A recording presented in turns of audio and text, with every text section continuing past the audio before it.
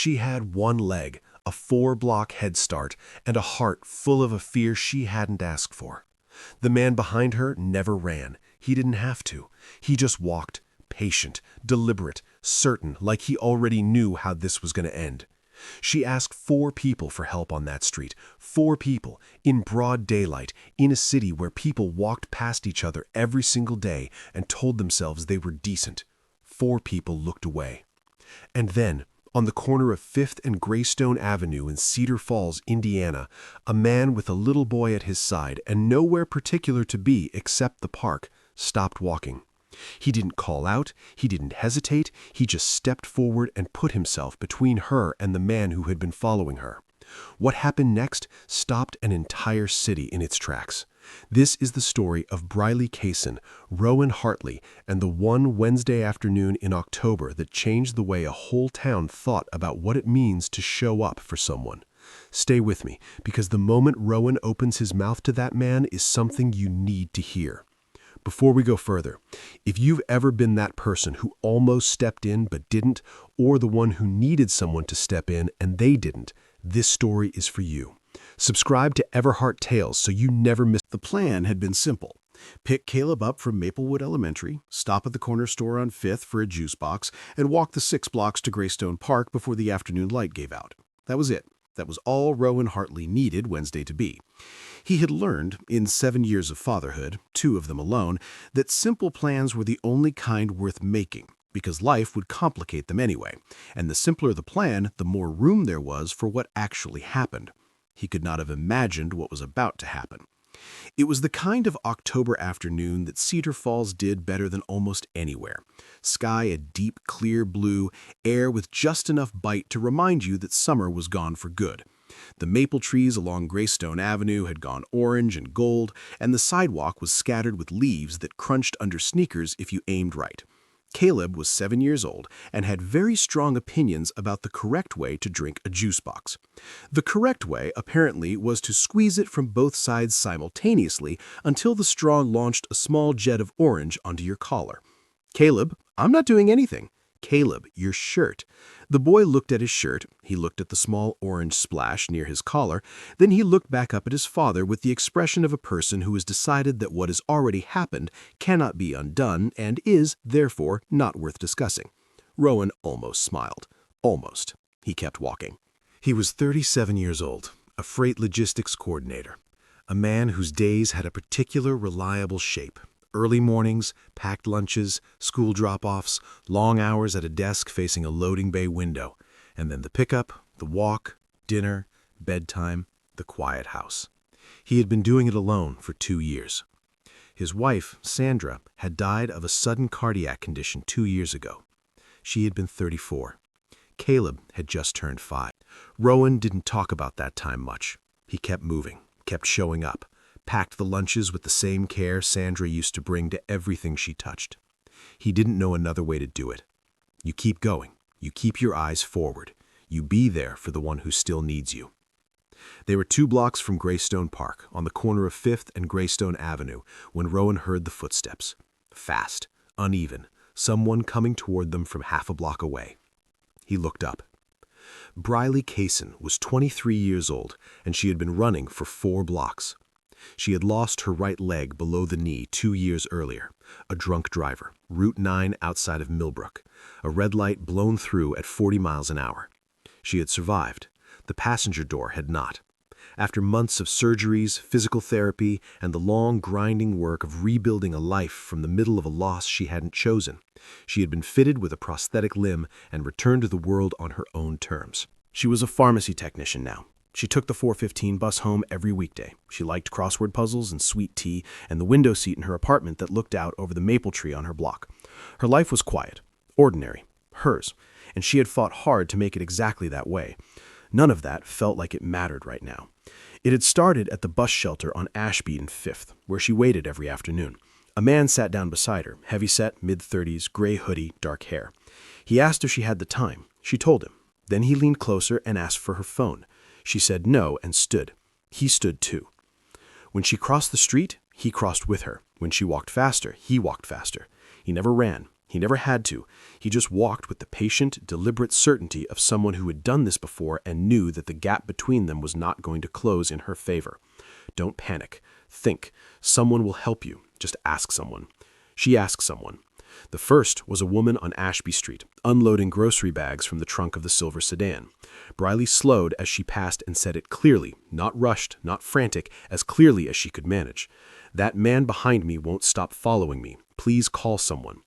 The woman looked at her, looked past her at the man, then turned back to the trunk. The hatch clicked shut. Bryley kept moving. The second and third were two men outside a barber shop on the corner of Ashby and Clover. She slowed just enough to look at them directly. "I need help. He's been following me for 2 blocks. One of those shifted his weight forward almost a step. She saw it. For 1/2 second she thought he was going to move. The other one said something low. The first man settled back. They watched her go. The fourth was a young couple coming out of a sandwich shop on 5th. She stopped for 2 full seconds in front of them, long enough that there was no misunderstanding possible. "There was a man following me and I'm scared, please." The woman looked genuinely alarmed. The man put a hand on his girlfriend's arm and steered her aside. "Sorry, we don't want any trouble." And they went around her and kept walking. She passed an older gentleman moving slowly with a cane. She almost stopped. She almost asked. She caught herself and kept moving. 4 people. On a public street in broad daylight, she had asked 4 people for help, and not one of them had done a single thing. The feeling that rose in Bryley's chest then was not rage, though maybe it should have been. It was something quieter and heavier than rage. This is what it is. This is what the world does. It looks right at you, and it finds a reason to look somewhere else. She didn't have time for the feeling right now. She filed it away in a place she'd come back to later. She turned onto Greystone Avenue, and that was when she saw them. A man and a little boy, half a block ahead, walking toward the park. Rowan Hartley saw her coming from half a block away. She was moving as fast as she could manage, her gait uneven, her breathing audible even at this distance, her face carrying something far beyond ordinary exhaustion. It was the face of someone who had already asked for something they needed and been turned away, and was running out of both breath and hope.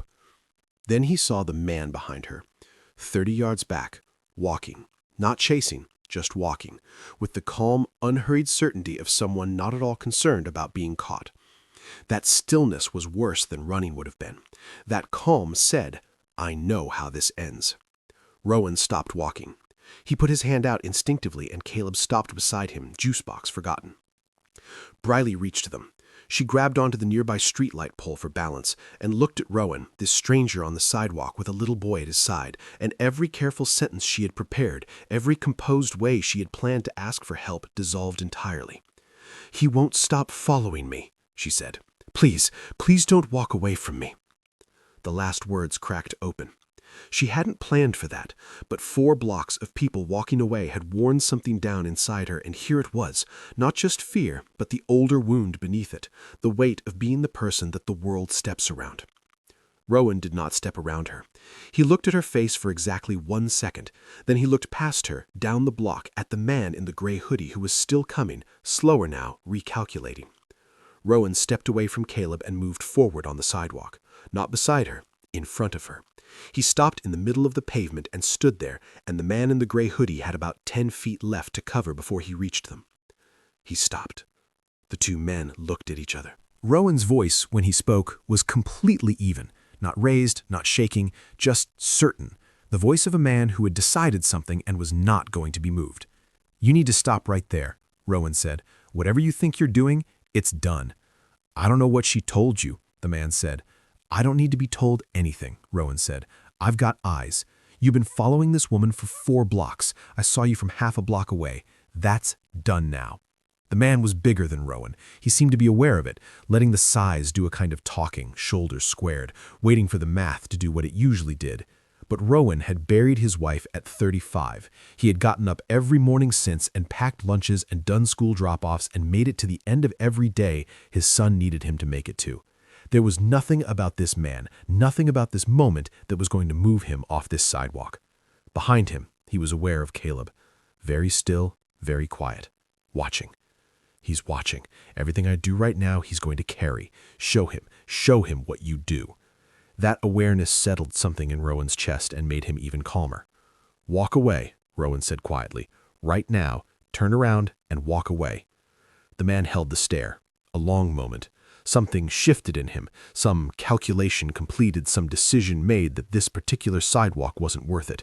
He turned and walked back the way he had come. Rowan watched him go. He waited until the gray hoodie was 30 yards up the block and still moving. Then he reached into his jacket and called the police. He was calm and exact with the dispatcher. His name, his location, corner of 5th and Greystone Avenue, Cedar Falls. The man, gray hoodie, heavyset build, mid-30s, dark hair, roughly 6 feet. He described the route, from the Ashby and 5th south on Ashby, east on 5th, north onto Greystone. He stated the direction the man was now heading. He said it loud enough that Bryley could hear every word. She needed to know someone was doing something real. A patrol car 3 blocks north on Greystone spotted the man within 5 minutes of the call. The description had been precise enough that there was no ambiguity on the street. The man was detained before he had made it 2 full blocks. Officers arrived at the corner minutes later. They took Bryley's statement first, gently, while Rowan stood a few feet back with Caleb, who had the expression of a boy absorbing something he would think about for a long time. One of the officers told them quietly that the detained man had 2 prior incidents on record in the county, both involving women, both in public places, both cases that had not gone far. This one, the officer said, will go further. He glanced at Rowan. Good description. Gave us everything we needed. When the officers finally left, the October afternoon settled back into its ordinary sounds. Traffic, wind moving through the gold maples, a dog barking somewhere a few blocks over. The park was still a block and a half away. They had never made it there. Caleb was sitting on a low brick ledge outside a closed storefront, scuffing his sneakers against the sidewalk and pretending very hard that he wasn't paying close attention to the adults nearby. He was, of course, paying extremely close attention. Bryley stood on the sidewalk, her arms wrapped around herself. The adrenaline was draining away now, leaving something tired and raw and honest in its place. Rowan stood nearby, not crowding her, not rushing her toward anything. He had learned from years of quiet that some moments needed space more than they needed words. After a while, she said, "I asked 4 people before you." He didn't say anything. 4 people in broad daylight on a busy street. She shook her head slowly. A woman at her car, 2 guys at a barber shop, a couple coming out of a restaurant. She paused. They all just didn't. "Yeah," Rowan said. She looked at him. "Why did you?" He thought about it honestly. He looked at Caleb on the ledge, at this boy who was pretending to study the sole of his sneaker with great scientific interest, and then he looked back at her. Because he's watching. Everything I do right now, he's going to carry. The way he treats people, the way he decides what's his problem and what isn't, all of it starts here. He paused. And because you asked. And when someone asks like that, you don't walk away. You just don't. Bryley was quiet for a moment. "The couple at the sandwich shop," she said. "The man said, 'We don't want any trouble,' and they went around me." She gave a short, humorless laugh, like I was the trouble. Rowan had nothing to say to that. He just let it sit, the weight of it, the truth of it, the way it deserved to sit. Somehow, they ended up at the park anyway. Rowan wasn't sure how it happened exactly. After the officers left, after the adrenaline finished draining out of the afternoon, Bryley had called her sister, and her sister had said she was 20 minutes away, and Caleb had looked up at his father with the quiet, patient expression of a boy who understood that the park was still a block and a half away and the afternoon still had light in it. So the 3 of them walked. They found a bench near the old oak at the center of Greystone Park, the one with the view of the fountain that had been switched off for the season. The leaves were coming down in slow drifts. Caleb, with the instincts of all 7-year-olds in the presence of fallen leaves, immediately wandered 10 feet away to investigate a particularly impressive pile near the path. Rowan and Bryley shat. For a while, neither of them said anything. The silence wasn't uncomfortable. It was the silence of 2 people who had already seen each other clearly and didn't need small talk to fill it. Finally, Bryley said, "I used to run through this park, before the accident." Rowan looked at her. Every morning, 6:30, same route, same playlist. She watched a leaf come down and settle on the path. "I kept thinking I'd get back to it, the running, but the leg is different now, and the mornings are different, and..." She stopped. "I don't know. It started feeling like something that belonged to a version of me that doesn't exist anymore." Rowan was quiet for a moment. "My wife used to pack Caleb's lunches," he said. First year after she died, I kept buying the same brand of bread she always bought. Didn't even think about it, just reached for it every time. He paused. Took me 8 months to realize I didn't even like that bread. Bryley looked at him. She died? 2 years ago. Heart. She was 34. Bryley absorbed that. She looked at Caleb, who was now attempting to jump into the leaf pile from a standing start with full commitment. He's beautiful, she said quietly. He's something, Rowan said. And something in his voice, the way those 2 words held everything, made Bryley press her lips together for a second. She understood that kind of love, the love that doesn't have a clean word for itself, the love that just keeps going. I'm Bryley, she said, as if they were meeting for the first time, as if this were the right moment for it, which somehow it was. Rowan. She held out her hand. He shook it. It was a strange, small, formal gesture in the middle of everything, and somehow that made it perfect. When her phone buzzed, her sister, 2 minutes out, Bryley stood slowly and looked at him. I hope I see you again, she said, simply, without apology. Rowan looked at her for a beat. That same 1-second look she had first seen on the corner of 5th and Greystone, the one that saw things clearly. Greystone Park, he said, most Wednesdays around 4:30. She nodded once. Then she walked toward the park entrance where a silver hatchback was just pulling up, its driver already out of the car before it had fully stopped. Bryley's older sister crossed the grass at something close to a run, eyes red before she had even reached her. She held Bryley for a long time without a word. When she finally let go and looked at Rowan, she seemed to be searching for something that ordinary language didn't quite cover. Thank you, she said finally. Rowan nodded. She did the hard part, he said. She kept going when it would have been easy to stop. The sister looked at Bryley. Bryley looked at the path. Caleb stood nearby, leaves still clinging to his jacket, watching all of it with the expression of a boy storing something carefully away. The silver hatchback turned out of the park and was gone. Rowan looked at his son. You okay? Caleb considered this with appropriate seriousness. That was a big thing, Caleb said. Yeah, it was. You weren't scared? Rowan thought about it honestly, the way he always did. A little, he said, but some things matter more than being scared.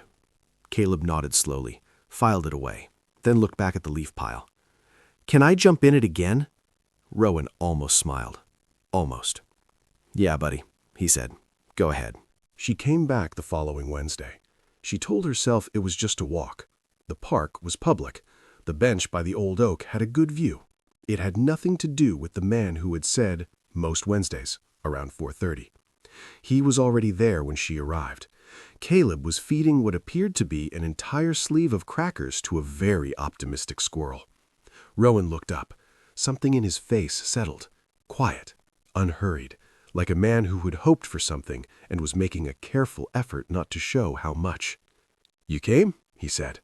I was in the neighborhood, Bryley said. He almost smiled. She almost didn't. They sat. They talked, really talked, the way you only can with someone who has already seen you at your most exposed and didn't flinch. She told him about the accident, not the clinical version she gave doctors, but the real one, the way the world had gone sideways in a single second, the way she had woken up in a hospital room and looked down and understood in one terrible instant that her life had divided itself into a before and an after. He listened the way he did everything, completely, without rushing to fill the silence, without offering her the sad eyes she had grown so tired of. He just listened, and that, she was beginning to understand, was its own kind of rare. The third Wednesday, she brought sweet tea in a thermos. He brought an extra cup without being asked. Caleb, who had apparently decided Bryley was acceptable, showed her a rock he had found that he believed looked exactly like a dinosaur. It looked nothing like a dinosaur. She told him it absolutely did. Rowan watched his son explain the geological significance of the rock to this woman on the bench, and he felt something shift in his chest, warm and a little frightening, the way all true things are. Don't. She's not ready. You're not ready. Just let it be what it is. But it was already becoming something. He could feel it, and he was almost certain she could too. The fourth Wednesday, she didn't come. Rowan sat on the bench until the light went low and the squirrel gave up waiting, and Caleb fell asleep against his arm. He didn't check his phone. He had no reason to. She had never given him her number, and he had never asked, because asking felt like pressure, and pressure felt wrong. He went home. He packed the next day's lunch. He didn't say anything about it to anyone. Bryley, that same Wednesday evening, sat in the window seat of her apartment and looked out at the maple tree on her block and tried to understand what she was so afraid of. He looks at you like you're whole, and one day he'll figure out that you're not, and you'll see it happen, that shift in his eyes, and it will be worse than the accident. It will be worse than everything. That was the real fear.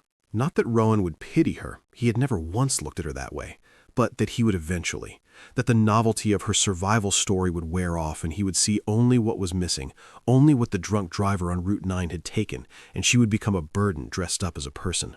She had spent 2 years rebuilding herself on the premise that she did not need anyone to carry her. She was not about to hand someone the weight now. Her sister found her at the window an hour later and sat beside her without being invited. "Is this about the man from the park?" Bryley didn't answer, which was its own answer. Her sister was quiet for a moment. Then, "He stepped in front of a man twice his size for you on a Wednesday afternoon with his kid watching." She paused.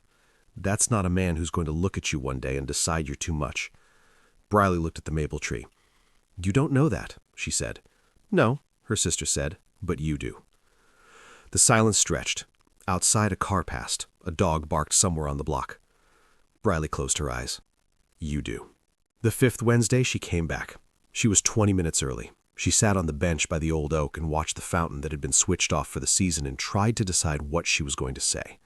She hadn't decided by the time she heard footsteps on the path, one pair small and fast, and one pair steady and unhurried.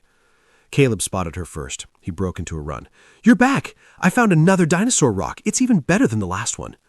Rowan walked up behind him and stopped. He looked at her the way he always did, 1 full second, seeing everything, and then he sat down on the bench without making her explain herself.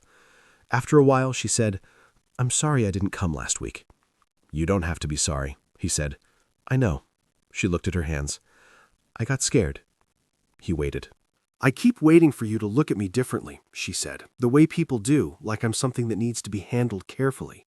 She paused. "And you never do, and I don't know what to do with that." Rowan was quiet for a long moment. Caleb was crouched 10 feet away, deeply absorbed in the contents of a puddle.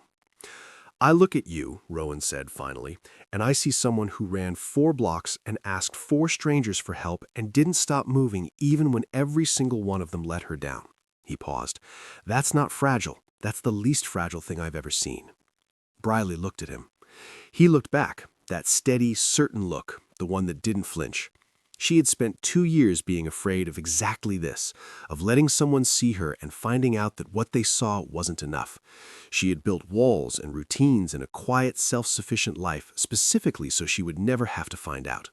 And here was this man on a park bench in October telling her, without drama or performance, exactly what he saw when he looked at her. She had run 4 blocks asking for help, and nobody had given it. She was not running anymore. "Okay," she said. Just that, 1 word. But Rowan understood it, the way he understood most things, completely. He reached over and took her hand, quietly, without making it a moment. Caleb looked up from his puddle, glanced at the 2 adults on the bench, and returned to his investigation without comment. He was 7. He had priorities. The October light came down through the gold maples and settled over all 3 of them, the man, the woman, the boy, on a bench in Greystone Park on a Wednesday afternoon. Simple plan. Room for what actually happened. The story moved through Cedar Falls the way stories do in a city small enough that people still know their neighbors. Through the pharmacy where Bryley worked, through the precinct, the officers who knew people, through the barber shop on Ashby and Clover, where 2 men had watched a young woman run past and done nothing, and were now, by all accounts, very quiet on the subject. People talked about Rowan stepping into the middle of the sidewalk. They talked about him standing there without flinching.